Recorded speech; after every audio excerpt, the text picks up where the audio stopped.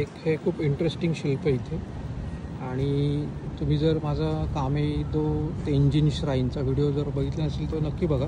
त्याच्यामध्ये मी ते कामेईदो नाव का ठेवलं हे सांगितलं होतं। तर ते नाव ठेवण्यामागचं एक हिस्ट्री कारण असं होतं की ह्या कामेईदो, ह्या कामे म्हणजे कासव, आणि हे कासव ह्या भागामध्ये खूप असायचे, त्यामुळे ह्या भागाला कामेईदो नाव ठेवलं होतं। आणि आता हे जे बघतो आपण हे कासव आणि म्हणजे असे त्याचंच हे प्रतीक आहे कामेईदो। आणि ह्याच्यामध्ये जर अजून एक खूप इंटरेस्टिंग गोष्ट मला कळाली की आत्ताच कळाली ॲक्च्युली, की आपल्याकडे कसं जपानमध्ये भारतामध्ये